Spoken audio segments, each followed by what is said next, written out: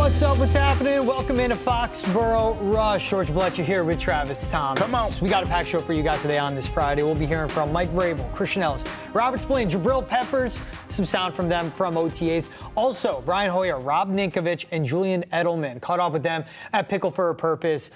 Charity event set up by Rob Gronkowski to benefit Dana-Farber and the Jimmy Fund. Talk some football with them, along with talking some charity and some pickleball with them as well. And then also, Kyle Pitts now on the trade block. Would he make sense for the Patriots? They need that alpha outside target, and especially with Stephon Diggs still with the tomfoolery and the Tusi.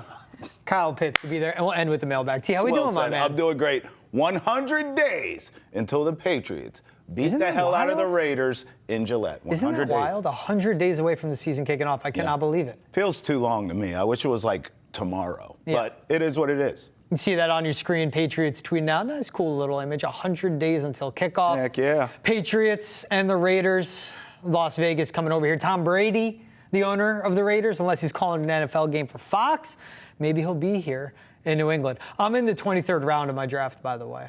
Someone just took Henry Ruggs. He's not eligible for parole. Look at. Do you think I'm joking? Someone just took Henry Ruggs. He's not joking. How is this? How? We don't know. This is an awesome league. My barber used his power of networking, where he figured out people that know fantasy football and college football. And was like, hey, we'll do a dynasty league. Like, none of us know each other, except for the barber.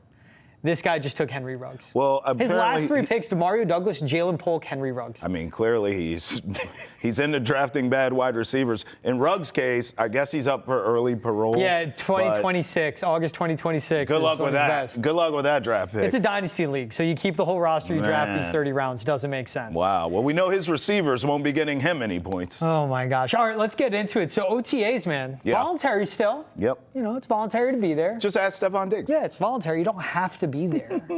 Just make sure you're making the right decisions. Great decisions on and off the field, as Mike Vrabel puts it. Let's start with Mike Vrabel. We've always been talking about the offense. Yep. Here's Mike Vrabel commenting on his defense.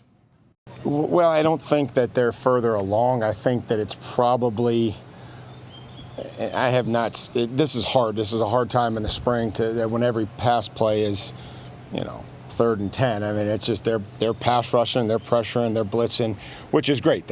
We have to be able to block and see everything, but it is a passing camp, and it didn't take the, Keon and KC and Christian and Milt and Harold long to figure that out. So it's kind of is what it is, which is good. And then again, they know how to practice. We have to be able to speed and pass rush, and then stay away from the quarterback, get out of the way, stay off the ground.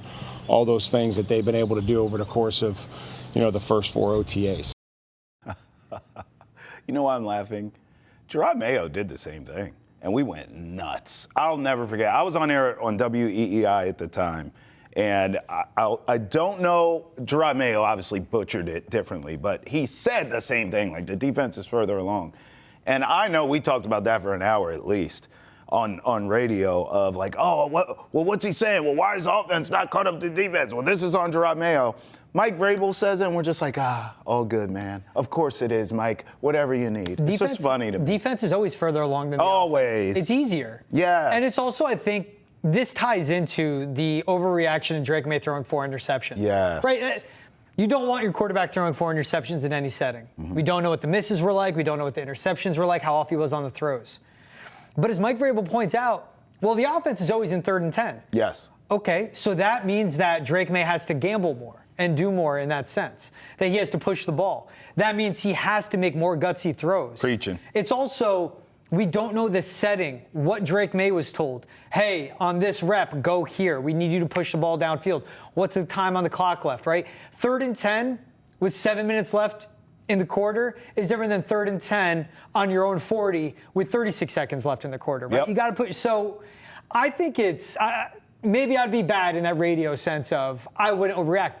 Maybe I'd be good where I'd be taking live callers and be like, hey guys, here's the rationale. Right. It's always, and it's the same thing you see in the preseason, defense is always further ahead of the offense. It's easier. That's it. What are you doing? Man, cool. Where's the pass rush? Cool. That's it. Yeah. Offense has to get on the same page, especially with an offense that's learning a completely new playbook. Yeah, it's not necessarily easier. It's just it's faster for cohesion on defense than it is offense. Offense is so rhythmic.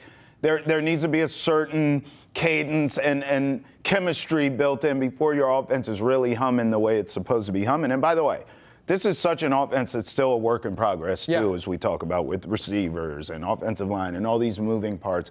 A young quarterback in his second year. So, of course, it's going to take longer for the offense to get it together. We do believe this defense, though, will be elite. So it's good that they're gelling immediately. Yeah. You with me? That's where you want to see this defense step up, and everything hinders on the defensive line success. Yes. Right? It's Milton Williams signed, it's Harold Landry. What does Keon White do? They got 2 rookies. They have a deep defensive interior line. Yes, they do. Between Milton Williams, Christian Barmore, and Joshua Farmer. Like, those are the 3 main guys.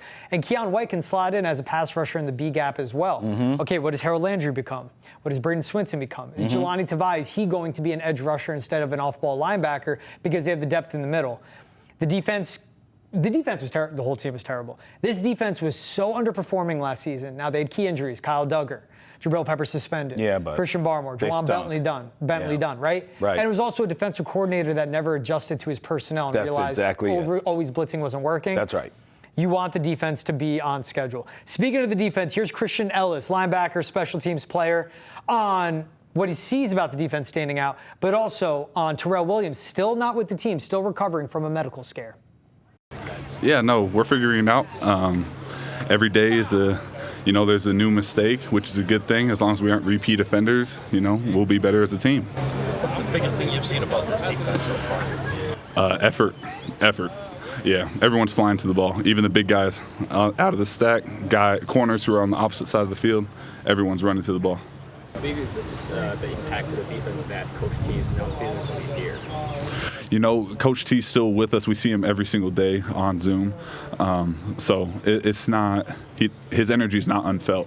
We still get to hear his energy, hear his voice. He gives us the corrections that we need to get. So he's still our DC, and he still leads this group. So that's Christian Elliss talking about sees Terrell Williams every day. Yep. Terrell Williams meeting with the team over Zoom. Mike Vrabel has asked about him as well. Terrell Williams still taking the steps to recover. That's tough, but this is basically passing camp, what they're going through right now. Yeah. Like, that's what this point of the offseason is.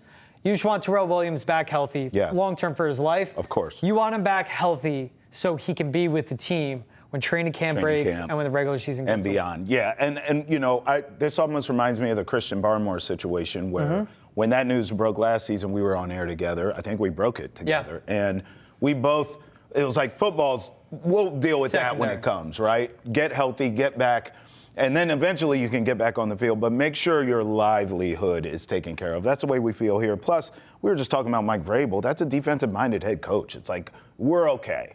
Take your time, get healthy, and then come back into the fold. And I think he will. Yeah. He'll be just fine. I think so, too. All right, now here's Robert Spillane. This will be starting linebacker, middle linebacker, off-ball linebacker for the defense, on how he sees himself fitting into the Patriots' new defensive system. The people. I strive to be the best teammate I could be every day. We got 11 guys doing that, playing for each other, running to the ball, effort and finish on every play. We're going to have a good year. How do you feel it fits your skill set? For me, I could play in any defense across the league. I just want to encourage my teammates to be their true selves and leave everything on the field. Jack Gibbons mentioned that during install, you guys were kind of ahead and already talking about what to do if opponents did certain things. What allows you guys to kind of get that far ahead for you? Yeah, the number of starts we have, especially in that inside linebacker room, we understand the strengths of certain defenses, and we still all have those scars of plays that beat you in certain defenses. So whether it's here or other teams, all these defenses across the league ideally have the same concepts. So we've played in these defenses before, and we want to talk through some of the trickier downs. How comfortable are you now being here just for a few weeks? Extremely comfortable.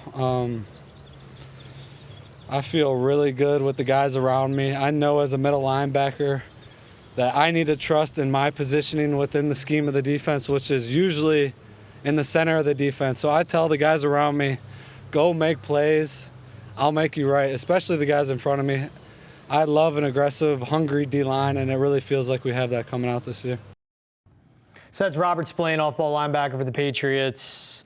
Man of simple words, keeps it simple. I like that. I like at the end that he basically says, look, my job is to get everyone lined up. Guys around me make plays. He cleans up whatever gets through him. That's going to be the Terrell Williams system. We're going to see a lot of big nickel, 4-2-5 defense, mainly 5 defensive backs, maybe 6 on the field. But it'll, majority of the time, and it mostly will be, 4 down defensive linemen. Yeah. They wreak havoc.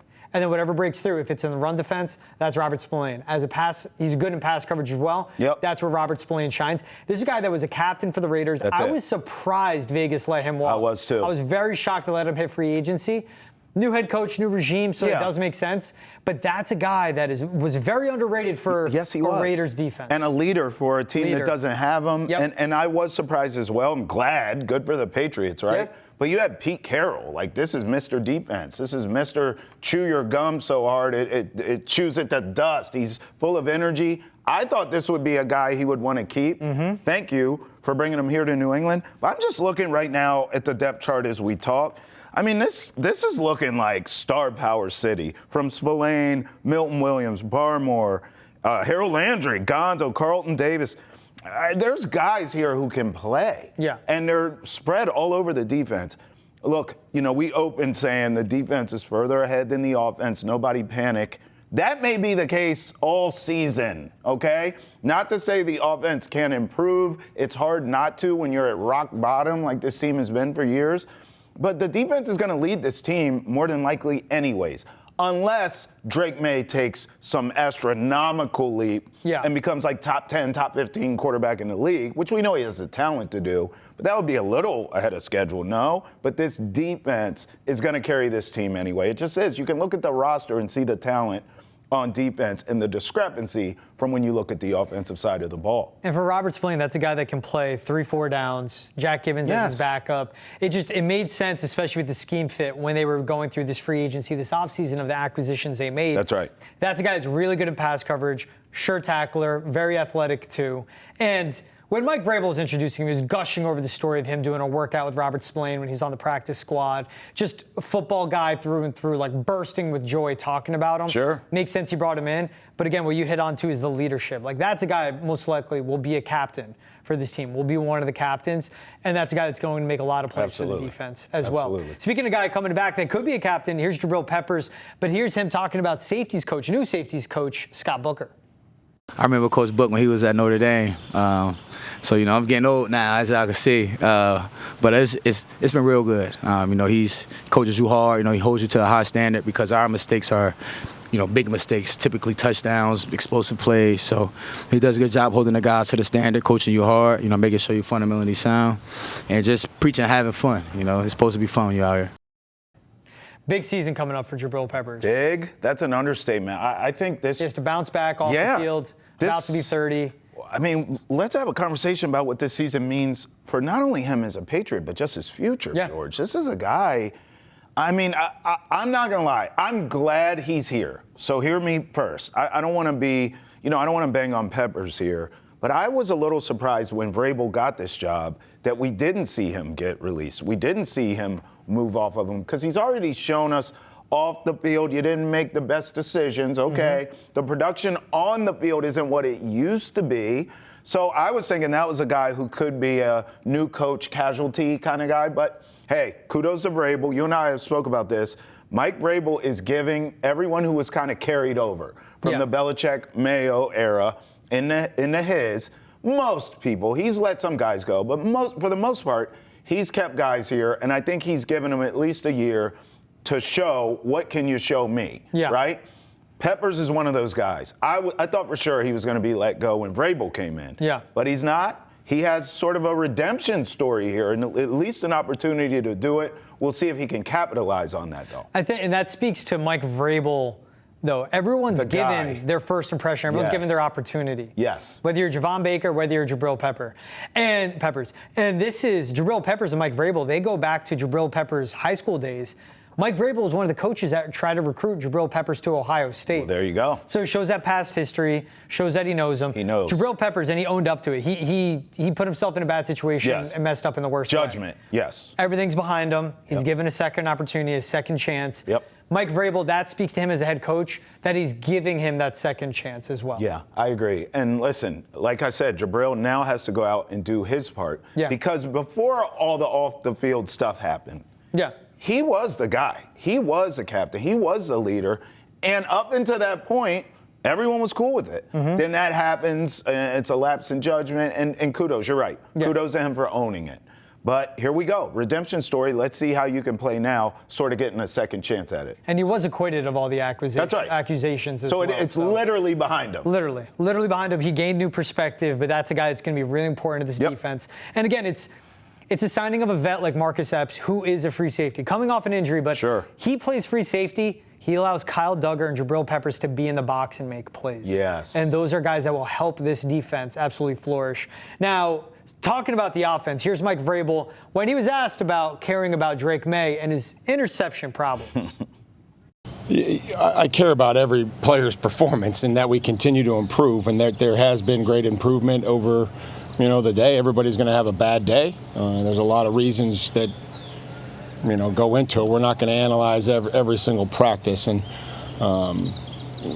have explanations for things that came up, but the command, the operation, all those things have continued to improve. And so I don't know who asked me, but what I thought would be a successful day, and then sure enough, I told you those things weren't going to happen. So hopefully the operation, the communication today, the execution has got to be better. We only have so many of these opportunities. So that's Mike Vrabel talking about. Obviously, he cares about every player's performance. Every day. When asked specifically about the interceptions, I'm not one that overreacts to those. Yeah. We spoke about it to start out and everything like that. But that's Mike Vrabel of like, yeah, I care what Drake May's doing day to day. Of course. But he's smart and he understands the context. Yeah. It's the same thing. One of my favorite parts of training camp is watching one-on-ones, is watching individual drills, especially matches up between the offense and the defense. But you don't know what either player is told going into a drill. Hey, I want you to PI here. I want you to knock his arms down. Let's see the wide receiver fight through that. Hey, I want you to hold here if you're the wide receiver. See how the DB can overcome that. Just simple things like that. Yeah. Same thing with the quarterback. I want you to push it. I want this ball deep down the field. Here is the down. Here's the clock. Here's the situation. Yeah. So it could be seen as first and 10 for us, media watching. Sure. What is Drake May told What's in the his helmet? situation? Yeah, that's fair. I also think this is where sometimes I don't like being in the media. And I wish I knew these people personally, because I would love to sit down and have a beer with Mike Vrabel and ask that question in a sense of, didn't you used to give Tom Brady hell in practice and talk Shaq to him all the time? I bet and he does that with Drake May. frustrate him? Well, my point is, Brady would struggle against this great defense every day in practice, right? And make mistakes and get frustrated and throw things. But then in the game on Sundays, what would happen? How's the GOAT sound? So even if you're throwing picks, Drake May, keep throwing them. Good. What is this, May 30th? I don't even know what the date is. It's okay. When we get to the regular season, by then, you should recognize things. You should be buttoned up a little bit more. As the season goes on, you should clean up turnovers.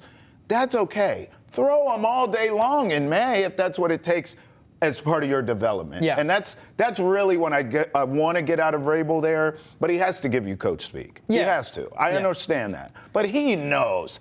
Tom Brady would throw picks in practice against a great defense. It's okay. It helped him grow. Yeah.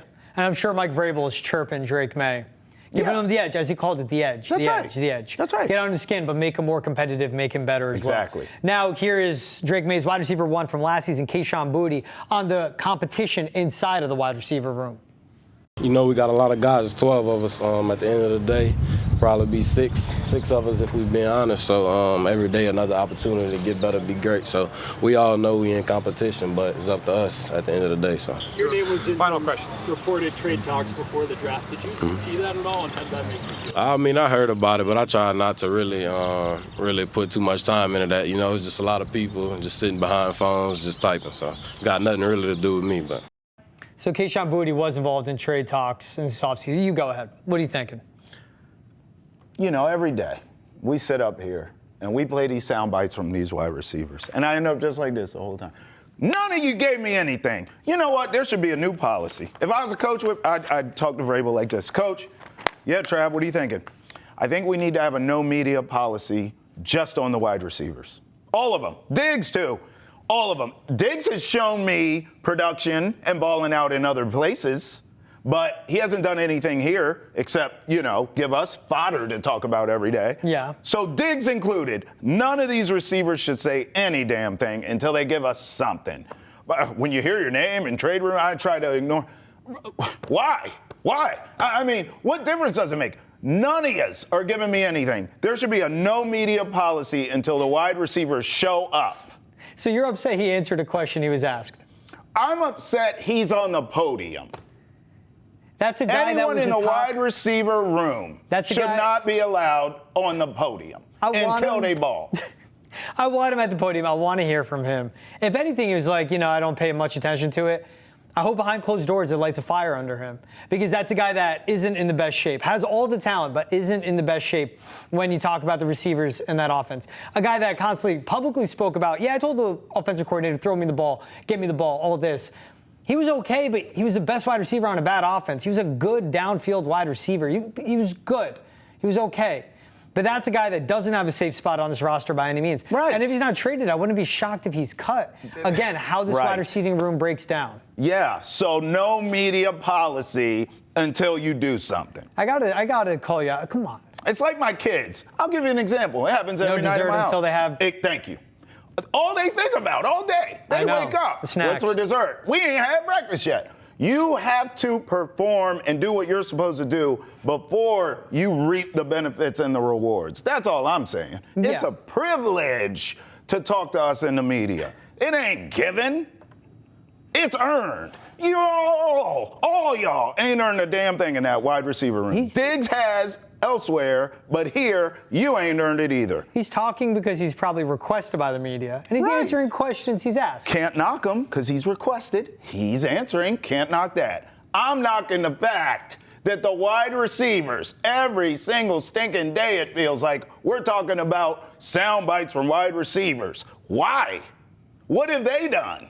That's all I'm saying. All right, we'll take a quick break, and when we're back, we'll talk to some guys that got some stuff done. Rob Ninkovich, Julian Edelman, Brian Hoyer, former Patriots greats, on the other side of this one. Talking about pickleball, Dana-Farber, and also, I'm not going to say most important, Dana-Farber, what they do is the most important thing in the city. Yep. But also talking about the Patriots offense and defense and what they see from this upcoming season. We'll be right back on Foxborough Rush. Stop talking wideouts. Ball!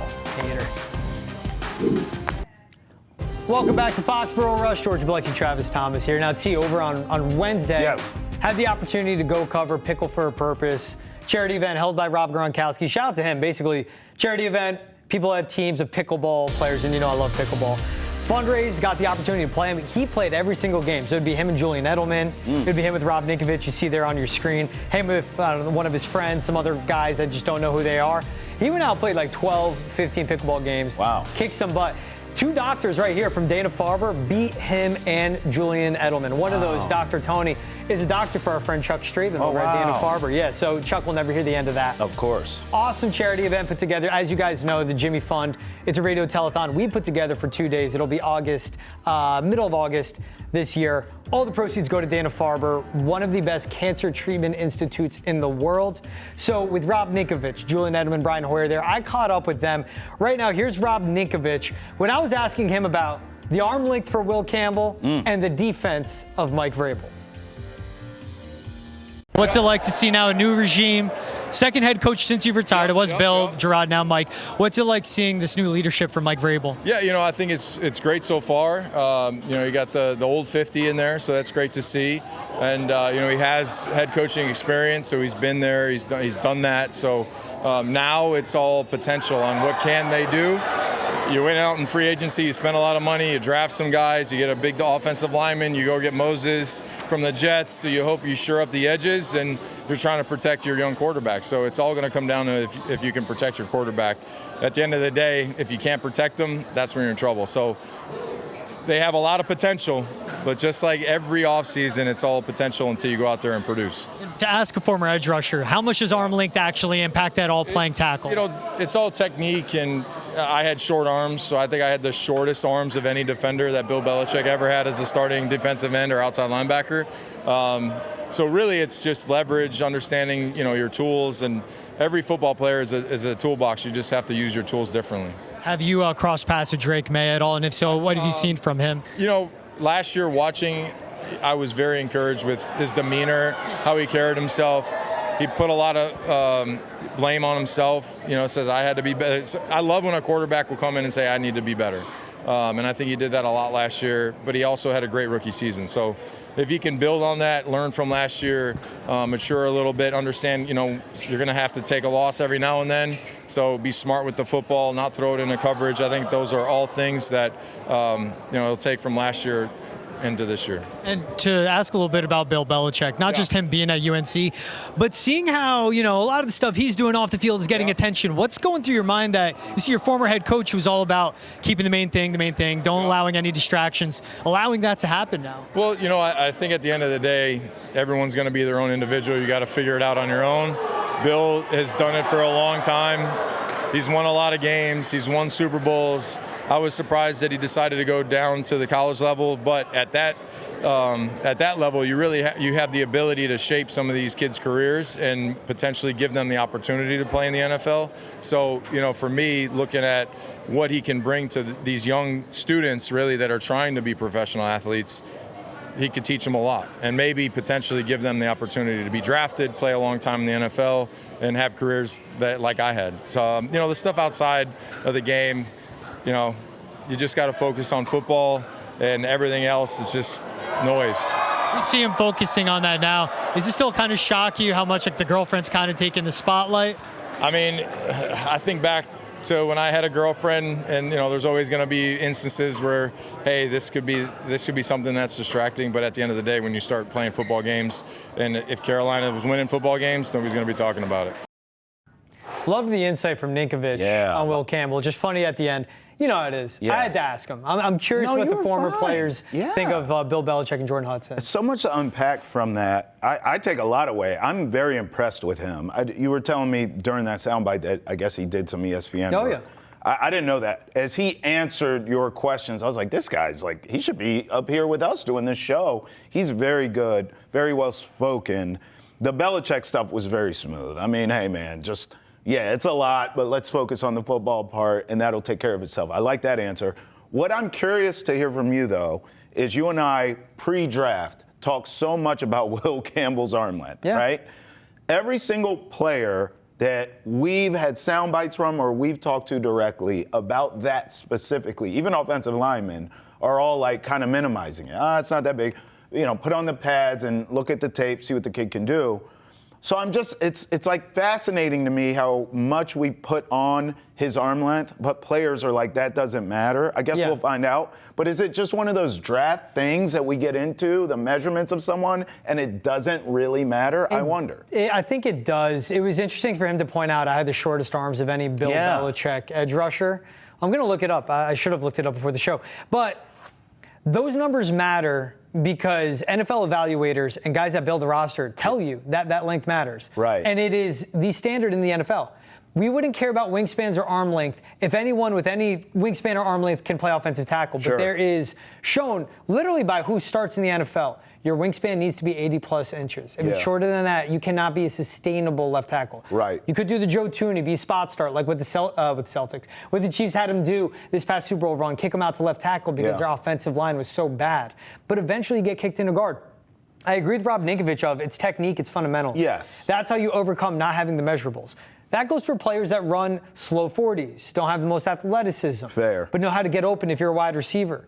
But that's where I get it, but that's the same thing of it does matter. Like, you can't, Will Campbell would be such an outlier if he works out to be a long-term left tackle. He'd be one of one. And out of the history of the NFL, all the tackles that have played, that would be such an anomaly. He would be one of the biggest hits ever in the draft if he worked out to be a Pro Bowl, All-Pro left tackle for a long time. Be a unicorn. He would be one of the most successful draft picks of all time. Wow. That's how much it does matter. It just fascinates me. I can't wait to see it. You and I have really felt this way, even going back to draft night when Will Campbell was drafted, that, right now this offensive line is putrid, so he should be left tackle. But long term, you and I both believe he's really a natural fit at guard and probably will reach his peak and be the most elite in that position. Yeah. A guy that'll help him be successful is Josh McDaniels. Here's Brian Hoyer. I was talking to him about playing in Josh McDaniels' system and also how it helps wide receivers succeed as well.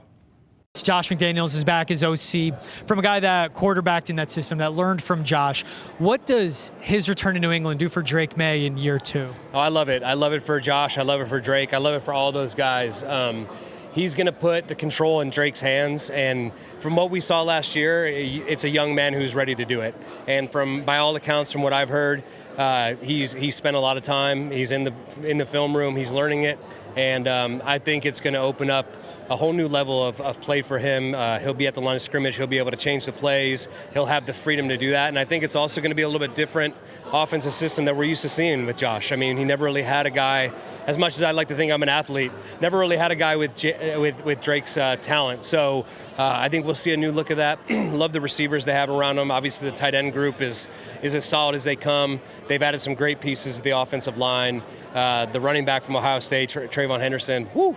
I mean, you love everything you see from him. So to go along with Mondre, and so I'm excited about the offensive side of the ball. What does Josh McDaniels do for young receivers? Because we know that group needs to step up, but we've seen Julian, Danny, Chris, those guys thrive in it. What exactly about his system helps set up wide receivers for success? Yeah, Josh knows where to put people to line up for success, and he's going to scheme it that way. So whether it's Pop Douglas, Stephon Diggs, Kendrick Bourne, Williams, who they just drafted, Matt Collins, I think people are going to be pleasantly surprised with him. Obviously a core special teams guy, but also going to contribute in the pass game and in the running game. Big guy who can block the safety. That's always a big part of that system. So, look, they've made a lot of great moves, and I think having Josh at the helm will be something that everybody's excited to see. Love that insight on it. I want to end with this. We've seen your former head coach be in the spotlight in a different way. If you were a player playing for Bill Belichick and your partner was being a distraction like we've seen Jordan Hudson, what do you think Bill would say to you? Well, I just started reading his book, and literally in the first few chapters, he talks about putting it in the drawer. You look it up. That's what he used to tell us. Anything outside of football, you got to put in the drawer. Yeah. You open that drawer back up after the season. So, I mean, I guess I'd give him the same advice. Yeah. Are you, surprised seeing what's happening now that you see, Bill that we've known from New England, it's just a whole different type of lifestyle? Yeah, I mean, look, it's a different era. He's at a college level. You gotta relate to these young kids. He's on the social media. We saw him last year doing the media. I think it was fun for a lot of people to see him in that light. I mean, we got to see that from time to time, but I think, look, he's in a different realm now. So things got to change. You got to adapt. And I'll end with this one real quick. You saw the schedule, how it breaks down.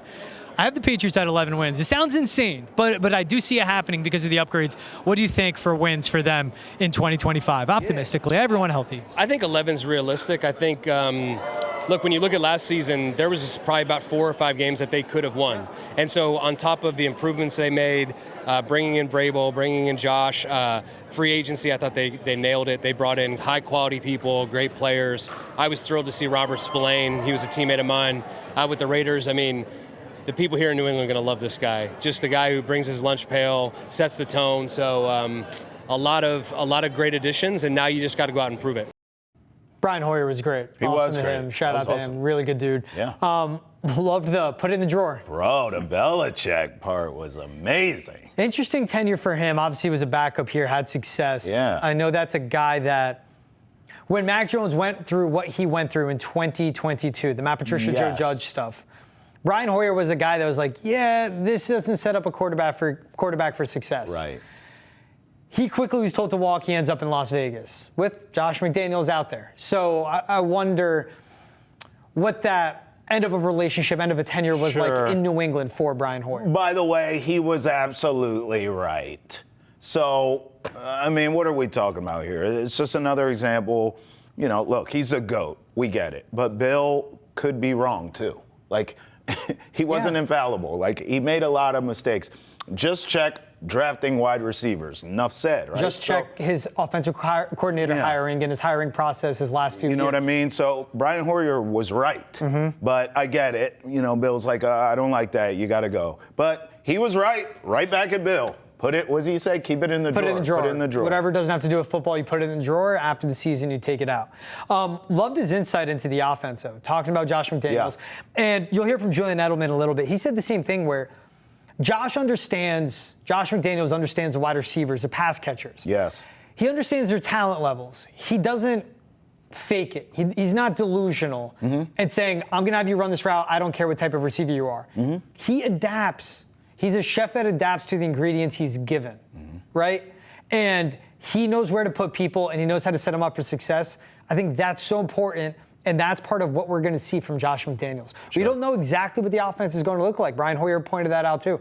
We don't know exactly what the run game will look like. We don't know what the wide receiver room will look like. But whoever are the 5 guys that are active on Sundays, Josh McDaniels will build his scheme around setting those guys up to get open so Drake May can get him the ball. Simple as that. I know we're talking about Drake May distributing the ball to wide receivers, but do you remember watching games together? And I was screaming for Van Pelt to have some plays where Drake May could get out on the move. Maybe he could have an RPO. He could decide I'm going to tuck it and run. Do you think we'll see that with Josh McDaniels? Because that's what I'm looking forward to if we're going to get it. Josh McDaniels spent time with Chip Kelly this past season. He was away from football, Josh McDaniels. Spent time up in Washington with Ryan Grubb. He spent time at Ohio State with Chip Kelly. And again, watching Ohio State's playoff run, go back and watch those highlights. How Will Howard was used. Sprint outs, play action, read options. He was dual threat. Yes. Now, Drake May has a better arm. He is more athletic. Better player. But the way Will Howard was used, I do expect that to be for Josh McDaniels. Then I'm happy. Because that taps into the ceiling and the potential of what Drake May brings to an offense. Not just Drake May. It opens up the offense, period. Drake May wins, the offense wins. Everybody wins. You can 100%. Open up the playbook there. Now here's Julian Edelman, sweating a lot, played with Gronk. Here's Julian Edelman on the Patriots offense. What's it like being a wide receiver, learning that Josh McDaniels offense? We see this room is kind of redone a little bit. We see guys that want to bounce back after a tough rookie season. Kyle Williams comes in. What are the challenges, but what does that system do to make wide receivers so successful, like it did for you, Danny, Chris, Rob, all these guys? Well, the challenge comes in, being able to digest the formations, the personnel groups. There's a lot of stuff that you have to digest, and I'm sure Josh, he's going to taper it around to what the guy's strengths are. That's always a great thing, but there is going to be a learning process, because it's a great thing for a receiver to go into an offense where you don't run the same play against the same coverage. That same play could be a different route depending on the coverage you're seeing, and they do a great job of coaching you up, and they're going to be able to scheme you open and scheme great one-on-ones. It's about them being able to process that information, take it in, and be able to be on the same quarterback or same page as a quarterback. So, they got a young quarterback. They got a new group of receivers. I'm sure Josh is going to give them what they can handle, and that's the good thing about having a guy like him. He's going to open up and make complex things feel simple, but it's going to be up to them to be able to digest it and go out and execute it. And what worked for you to find that chemistry, find that connection with Tom Brady, and to thrive in that system? What's important for a receiver and a quarterback connection, especially with a young QB like Drake May? Easy, reps, time on task. Tom didn't trust me until like my 3rd year, and he was forced to. And I put in a lot of hours just to catch his balls, because when you're throwing with the quarterback, regardless if it's with the team in a 7-on-7, in an individual drill, or away from the facility, you guys are learning each other's habits. He's learning your body language, in and out of cuts. You're learning what he likes, what he doesn't like, and that's how the communication should be. When you're working together, and that's how you gain chemistry and you get on the same page. It's rep after rep after rep. And it's continual reps, because there's constant evolution in coverage and what you're going to be installing. So I would just say reps. I love how he just boils it down. Reps. Time on task, reps, building the chemistry. And what he points out, too, is what Josh McDaniels does well. He makes complex things seem easy. I think that's such an important part of any coach. Josh McDaniels, one of the most brilliant offensive minds in the NFL right now. But you need to make it easily digestible. Yes. You need to take the complex schemes you have, the complex routes, everything you have, everything in the play, and you need to make it able for a player to hear a play call, long play call, and within 20 seconds be able to process it and be able to make that decision in 3 seconds on the field. That's right. And that's what makes good coaches successful. You know what that word is? Teaching. Yeah. You have to be a good teacher. The greatest coaches are great teachers. Yeah. You know, it's funny because I actually thought of Stephon Diggs. I know you kind of asked it in the framework of young wide receivers, but I thought of Stephon Diggs for this because Drake May is very similar to the last two quarterbacks Diggs has played with when you think about it. Josh Allen, physical, body type, big athletic guy. C.J. Stroud, same thing. I think Drake May can move better than C.J. Stroud, but still big, physical, strong arm, tough kid. Listen, I need reps, time on task, as Edelman said, with Diggs and May. That is clutch. And I know this is voluntary OTA stuff around here right now, but boy, it would be good to have Stephon Diggs here getting acclimated with a Drake May instead of on a boat partying. That seriously, I'm not even being mean. I'm just saying, like, hearing Edelman talk, reps. All that counts. All this time counts, voluntary or not. Get the time in, get the reps in. He was a punt returner for his first 3 years in the league. And then he finally was trusted by Tom Brady, broke into his offense, and earned his way to being a Patriots Hall of Famer and eventual Super Bowl champion. But that shows the value of the offseason. That's right. So I laugh at that because it's what we have to say. Yes. And again, it's voluntary, it's OTAs, you're a vet. Yes. But Stephon Diggs has to be locked in when he gets to New England. That's right. He has to be locked in. If it's not Stephon Diggs, there could be another offensive weapon the Patriots acquire. I'd make this trade, day 2 pick. Find out who after the break, right here on Foxborough Rush. Welcome back to Foxborough Rush. So breaking news, right as we were getting ready to record this episode. Yeah. Kyle Pitts, tight end for the Falcons. Your boy. Underutilized tight end, misutilized tight end, misutilized pass catcher. Oh. I want to just take tight end off of him. Yeah, he's a freak. On the market. And according to multiple reporters, here's from Jordan Schultz, Mr. Starbucks. Multiple teams have reached out to the Falcons about the availability of Kyle Pitts. Nothing is imminent, and Atlanta would prefer to keep him. But I'm told it would take at least a day 2 pick to even spark serious talks, even a day 2 pick. So a second or third rounder, for a 6'6", 245-pound alien. Yes. Who has been misutilized in Atlanta. Yes. A second or third round pick. Yes. If Kyle Pitts was in this draft, it would be the same as when he was drafted. Yeah. He would go top 5. He was a 4th overall pick by Atlanta. They had their issues with their offensive coordinators. Arthur Smith was the head coach. He obviously doesn't have the job anymore. Atlanta continually, with Kyle Pitts, try to put a round peg in a square hole. Simple thing of it. We've all heard that metaphor before. Now, he's on the trade block because he is on his 5th-year option, could make $11 million. He's holding out. He wants an extension. Not exactly in the best place to play that card. I mean, he's had last 2, 53 catches, 600 yards, 3 touchdowns, 47 grabs, 600 yards, 4 touchdowns. That's, if you're making $11 million with that production, you're doing highway robbery. But you trade a day 2 pick, a second or third rounder for him, you utilize him the right way, split him out wide, don't put him in line, let him be a wide receiver. This is a guy that could be 1,000 yards, 10 touchdowns easily. As a pass catcher. Yes, I don't want him blocking. Yeah, you're creative. He's a pass catcher. Okay. Just because he played tight end in college. What is Brock Bowers? He doesn't line up in line. No. He broke every rookie record for receptions. He's a wide receiver, Brock Bowers. Sure. He's a pass catcher, Kyle Pitts.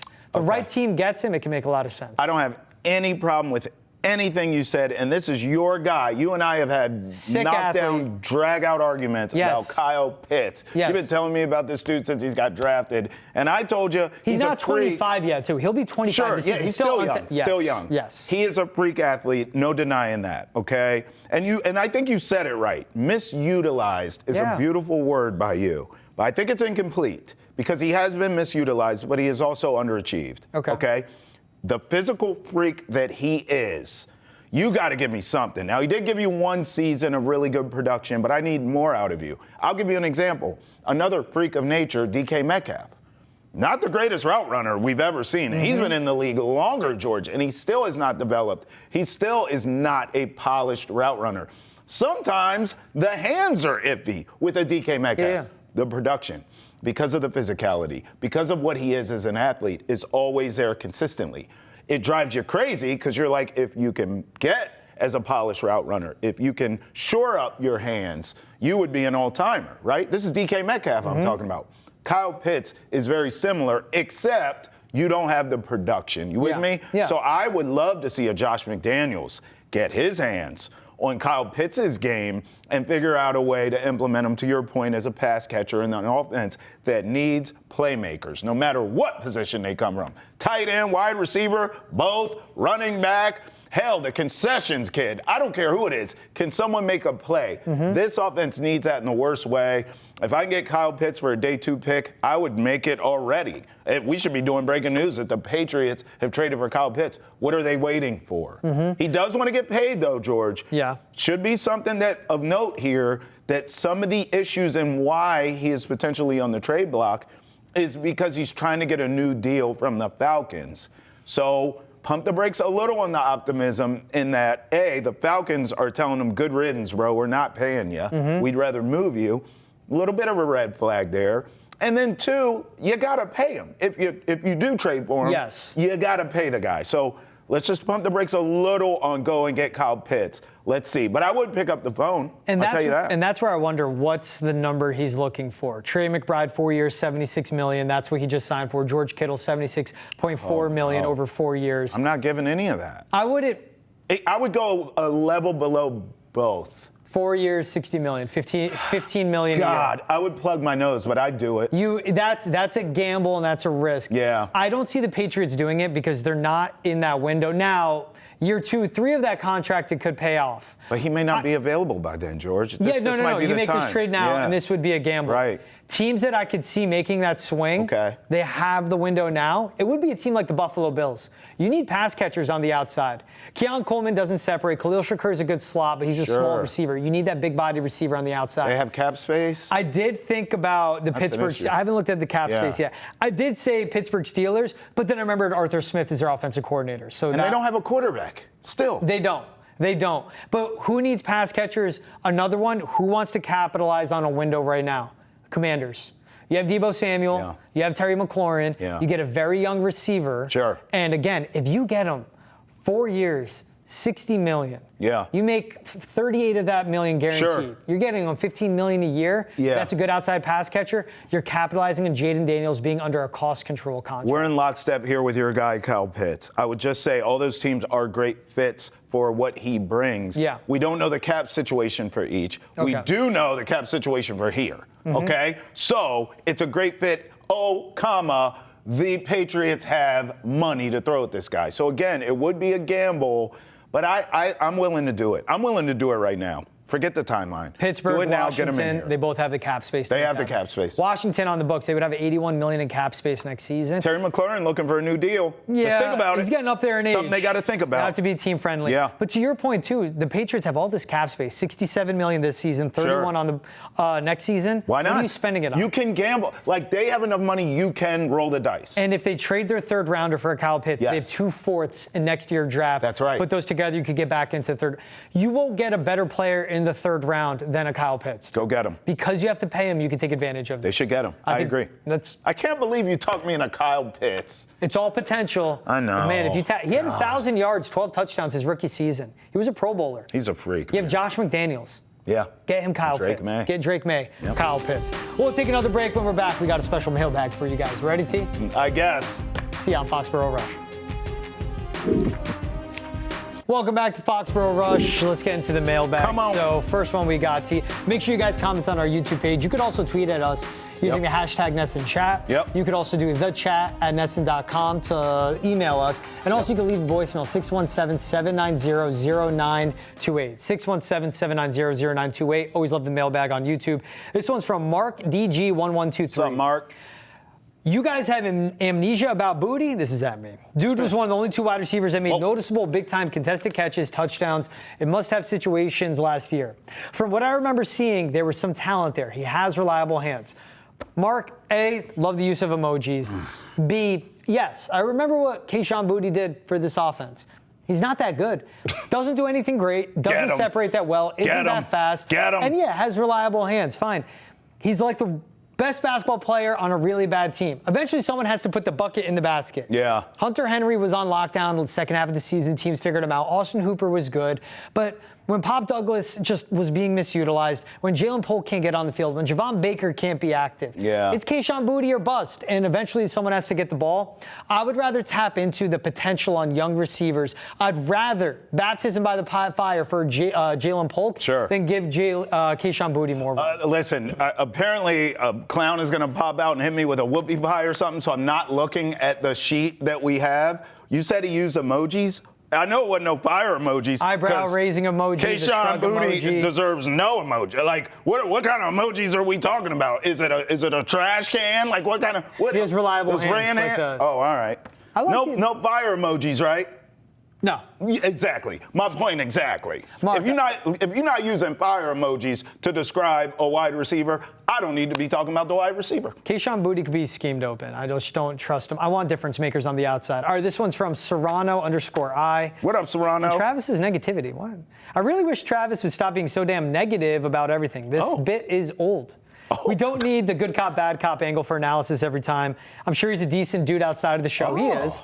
He's also a great dude on the show. Oh, this is so nice. He's pretty insufferable when the cameras are rolling. Oh, this is nice. Is there more? No, that's it. This is actually really nice, and I'll tell you why. I have never in my career been accused of being negative. So this is great. Look at you. Also, we're in Boston, right? This isn't like an alternate. Oh, yeah. This isn't like Palm Springs Rush, right? It's Foxborough Rush. I like Palm Springs Rush. So I'm sure you taking all the content about Boston sports, TV, radio, podcast, right?